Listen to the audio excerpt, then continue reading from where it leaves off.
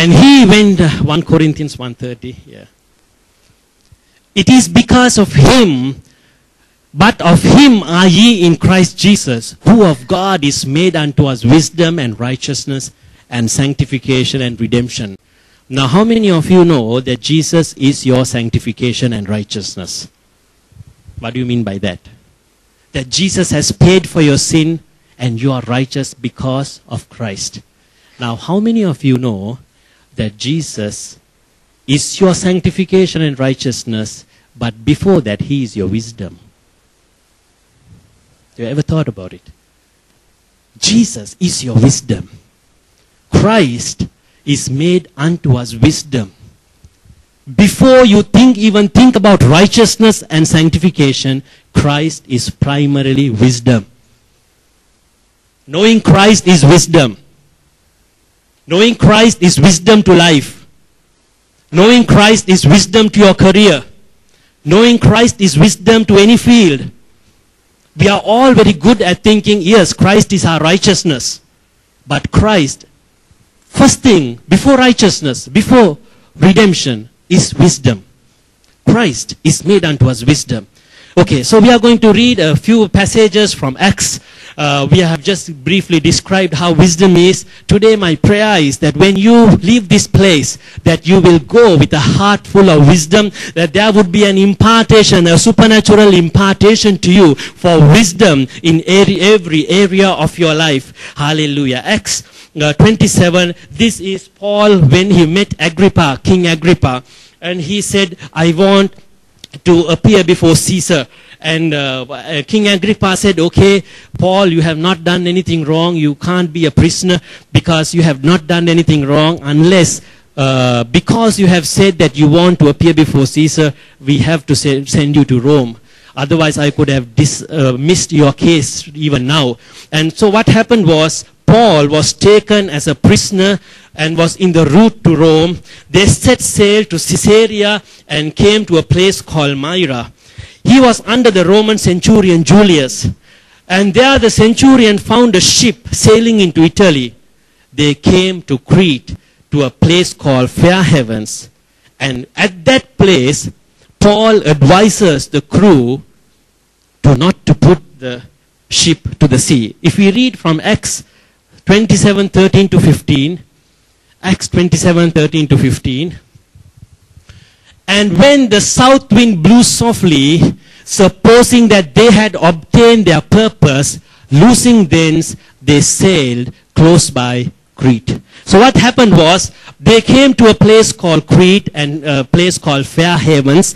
And Paul said, from this point of time, do not put the ship to sail. Do not put the ship to the water, because I think this ahead of us is a storm.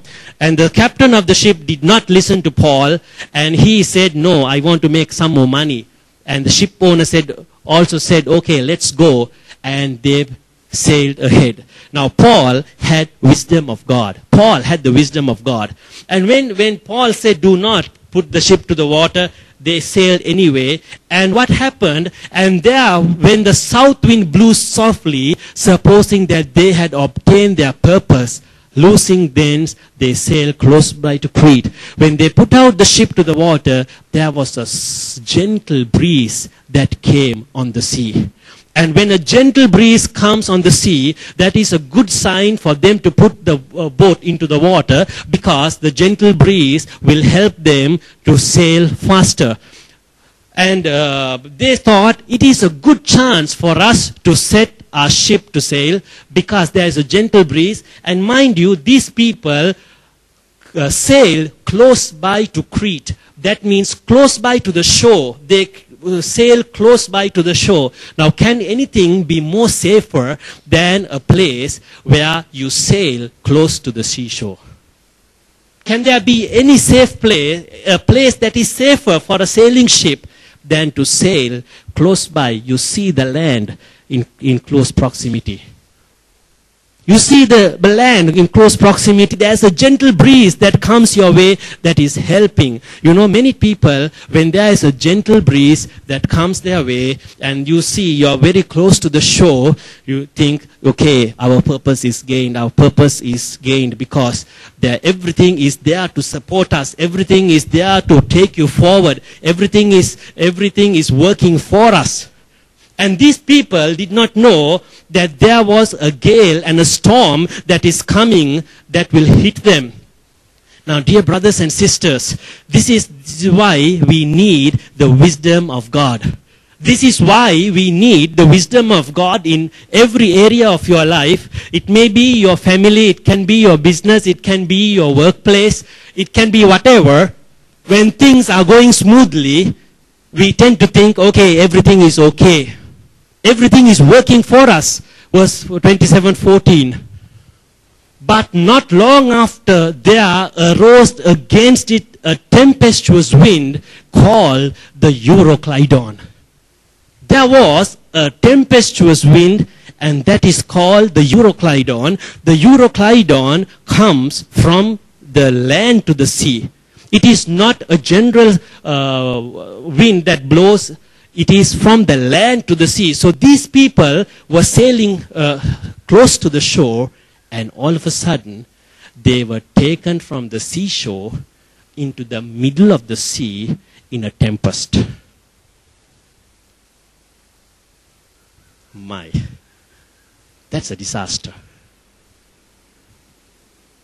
Everything was working for them a minute ago, but after that minute, after that time, they were driven from the shore to mid-sea in the middle of a tempest.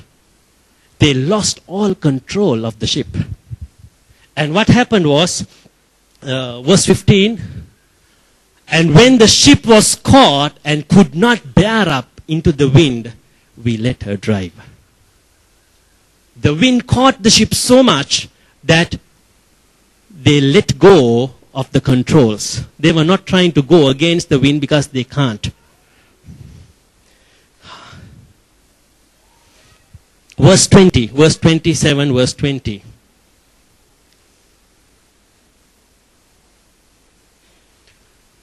And when neither sun nor stars in many days appeared, and no small tempest lay on us, all hope that we should be saved was then taken away. For 14 days, they didn't see the sun, they didn't see the moon, they didn't see the stars. Only what they saw was the tempest all around them. And they said, for a long time, for 2 weeks, they didn't see the sun, they didn't see the moon. They said, okay, we give up all hopes for survival. They came to a decision. Okay, we give up hope. From this point of time, we give up hope. We'll all die. Storms not only affect our mind, but also our heart. Knowledge only will not be of help. Wisdom is mandatory. Because wisdom has to do with the mind and the heart. Knowledge only will not help.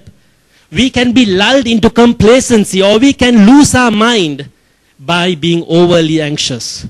When a storm comes, some people relax. Some people don't know what to do and they don't do anything.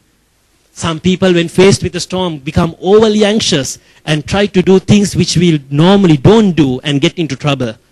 We begin to wonder what it would be if the storm wasn't around. Now, is that a good thought? Is that a wise thought? You're in the middle of a storm and there is no time for you to think, what if it was that this storm wasn't there? But have you found that you think those thoughts when you're in the middle of a storm? Okay? When we are faced with a problem, sometimes we lose our faith, or sometimes we lose our faithfulness to God. Be careful. We can lose our faith, that means we don't trust God. Or we can lose our faithfulness to Him. We don't do things to Him with all our heart. The tendency to quit trusting the Lord and adopting a survival mentality comes very easily.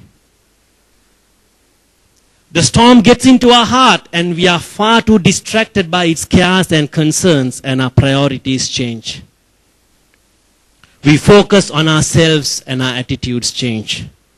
At this point of time, when they said we gave up all hope for survival, that night, Paul had a dream from God. There was an angelic representation that came. An angel appeared to Paul and said, none of you are going to die.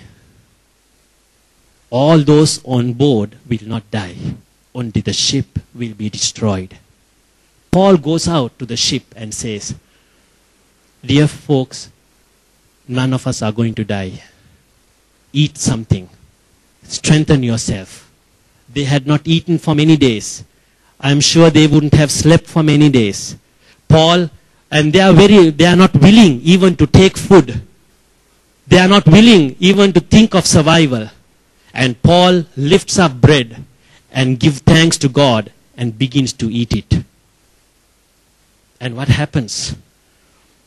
When everyone else gave up hope, Paul saw an angel standing. How is your radio contact with God? When sailing in unfamiliar waters, we must have a clear communication with someone who can see what we cannot see. This is very important.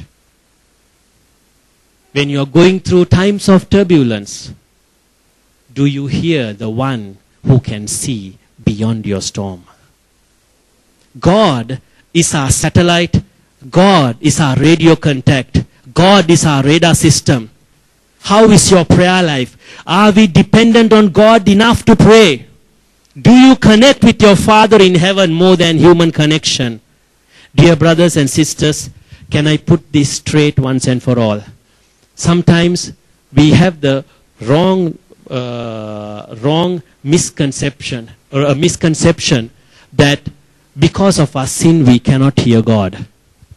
When Adam and Eve sinned and ate the forbidden fruit, what was the first thing that happened to them? To those who know the Bible a little bit more. When Adam and Eve ate the forbidden fruit, what was the first thing that happened to them? They heard God. They heard God. Dear brothers and sisters, it is a pure misconception that because of sin that you cannot hear God's voice. You can hear His voice. It is because you can hear His voice, you can come home to Him, come back to Him when He is calling you to come back. It is because you hear your voice, you can commit your life again to Him. Listen to God's voice daily. Listen to Him when He is talking to you. Your heart may condemn you of sin, but God still speaks to you. And God was speaking to Moses. Hallelujah, dear brother and sister. If you are going through a difficult time like Paul did, if you were sailing near the shore and a fair wind was supporting you, everything was for your advantage, and suddenly there was a Euroclydon which struck you. What you need now at present is wisdom from God. You may be in a terrible time in the middle of the sea. What you need now is the wisdom from God. What you need now is to hear what God is saying to you. Hallelujah. Today, if you really want this wisdom, Jesus is here today for you. Jesus is here today for you. You need wisdom for some occasion. He's there. He's here right now. The Bible says Christ is made unto us wisdom of righteousness, of redemption and sanctification. I just want to take this hope for you. We have not finished with the message yet, but I just want to take this hope for you. Receive the wisdom that Christ is going to give you today. You need wisdom. Christ is here. This wisdom is found in Christ. I would like you, while all eyes are closed, just to raise your hand if you want to give your life to Christ. Dear brother, dear sister, this is the time of wisdom for you. Your wisdom starts when you give your life to Christ. Your wisdom starts when you give your life to Christ.